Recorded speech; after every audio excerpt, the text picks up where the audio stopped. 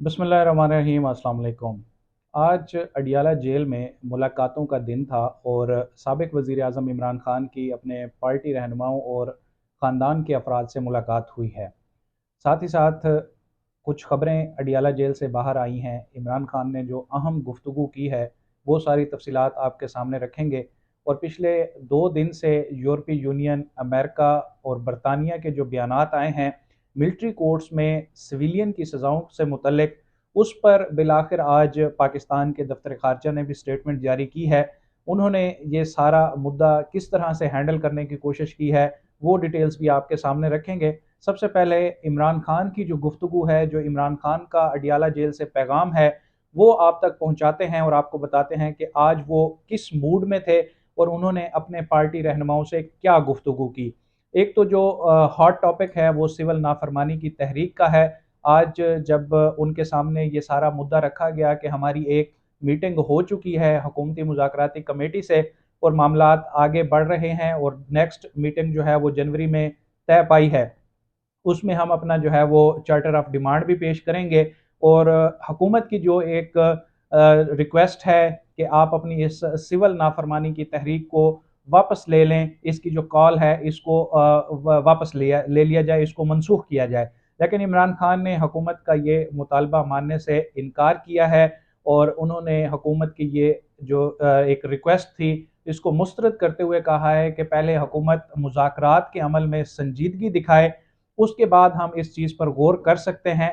ख़ास तौर पर इमरान खान का इस वक्त फोकस है जो अंडर ट्रायल प्रिजनर्स हैं, पॉलिटिकल प्रिजनर्स जो अंडर ट्रायल हैं, उनकी रिहाई इमरान खान का पहला एजेंडा है।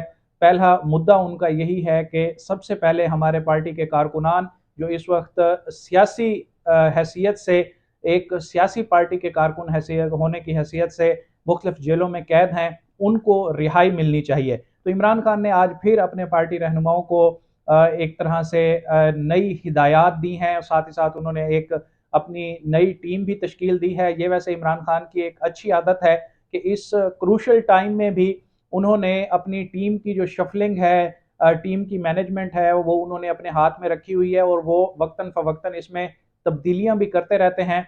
और इस तरह से जो मामलात को डील करने का मामला है वो एक बेहतर अंदाज से निभा रहे हैं। आज भी उन्होंने कुछ जिम्मेदारियां दी हैं बैरिस्टर गोहर को, सलमान अकरम राजा और शेख वकास अकरम को। उन्होंने कहा है कि ये जितने भी इंटरनेशनल अफेयर्स चल रहे हैं आजकल, चूंकि खासा हुकूमत पर प्रेशर है जब से खासतौर पर ये मिलिट्री कोर्ट से फैसला आया है सज़ाओं का, उसके बाद तो बयानात जो है वो मज़ीद तेज़ हो गए हैं। अमेरिका से, बरतानिया से, यूरोपीय यूनियन से, बाकी भी पार्लियामेंटेरियंस जो है और सोशल एक्टिविस्ट जो हैं, ह्यूमन राइट एक्टिविस्ट, वो इस हवाले से बात कर रहे हैं।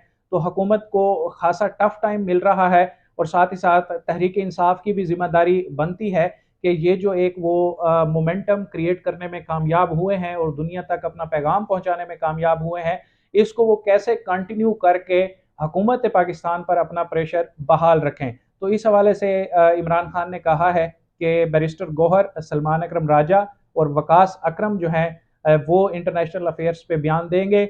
जबकि जो बड़ी अहम तैनाती है वो साहिबजादा हामिद रज़ा की गई है, उनको उस मुज़ाकराती कमेटी का तर्जमान मुकर्रर किया गया है जो कि हुकूमत से इस वक्त नेगोशिएशन प्रोसेस में है।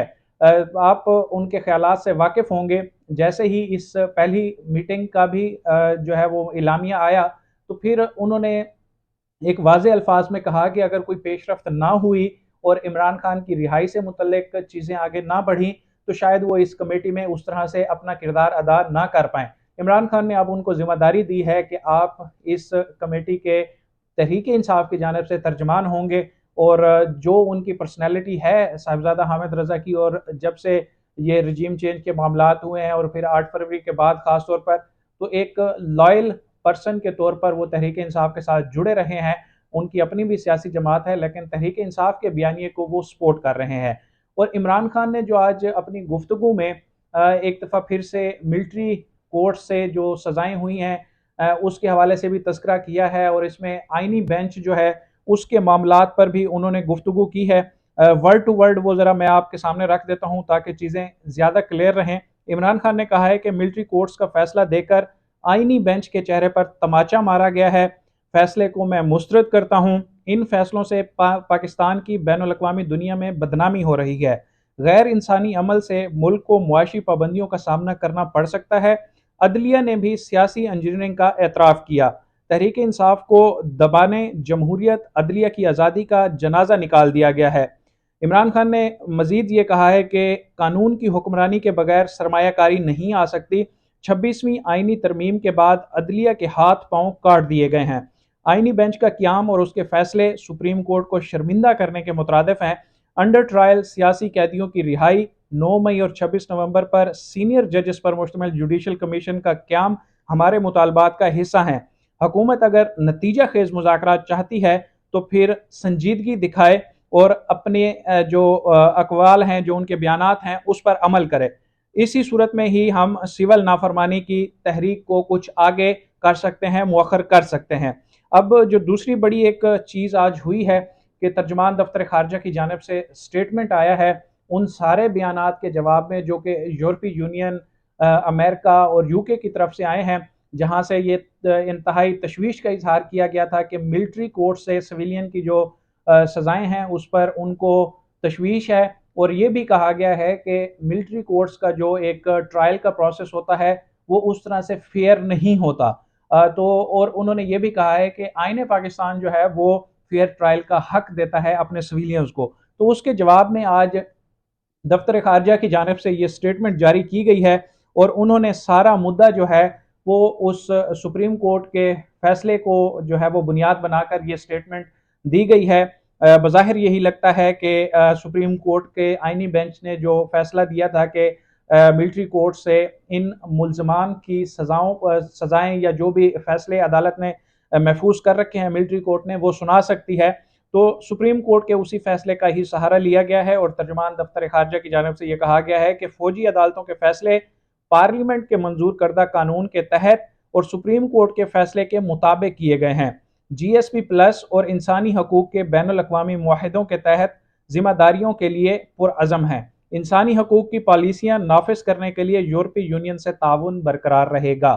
اس کا ایک تو یہ مطلب ہے کہ جو ہائی لیول سٹیٹمنٹس آئی ہیں اس کا پریشر، اس کی ہیٹ پاکستان کے دفتر خارجہ میں، پاکستان کے ایوان اقتدار میں محسوس کی گئی ہے، جس کے رسپانس میں یہ ایک تسلی دی جا رہی ہے اور ایک رد عمل ایسا دیا گیا ہے کہ ہم انٹرنیشنل پالیسیوں کے ساتھ ہیں، انٹرنیشنل معاہدوں پر عمل کریں گے۔ لیکن پھر وہی بات کہ جو آئینی بینچ ہے اس کے معاملات اس طرح سے آگے بڑھ رہے ہیں کہ تحریک انصاف ان پر اپنا جو ہے وہ تحفظات کا اظہار پہلے ہی کر چکی ہے۔ پھر 26ویں آئینی ترمیم کا معاملہ ابھی تک سپریم کورٹ میں پینڈنگ ہے۔ ابھی تک یہ بھی فیصلہ نہیں ہوا کہ 26ویں آئینی ترمیم کی جو ایک قانونی حیثیت ہے جس کو چیلنج کیا گیا تھا، اگر اس پر کوئی سپریم کورٹ کی فل کورٹ جو ہے وہ فیصلہ دے دیتی ہے، اگر کوئی فل کورٹ بنتی ہے، تو ابھی تک تو ایسا بھی نظر نہیں آ رہا کہ 26ویں آئینی ترمیم پر کوئی جو ہے وہ درخواستیں سننے کے لیے فل کورٹ کا قیام عمل میں لایا جائے، اور یہی بینچ اگر آئینی بینچ اسی کو سنتا ہے تو جو بینچ 26ویں آئینی ترمیم کے جو ہے آنے کے بعد بنا ہے وہی اگر اس کی حیثیت کا فیصلہ کرے گا تو پھر آپ خود ہی سوچ لیں کہ وہ کس طرح کا فیصلہ ہو سکتا ہے یا انصاف ہو سکتا ہے۔ تو یہ دو آج کی بڑی میجر ڈیولپمنٹس تھیں۔ انشاءاللہ مزید بھی آپ کو اپڈیٹس کریں گے۔ اب تک کے لیے اتنا ہی، مجھے دیجیے اجازت، اللہ حافظ۔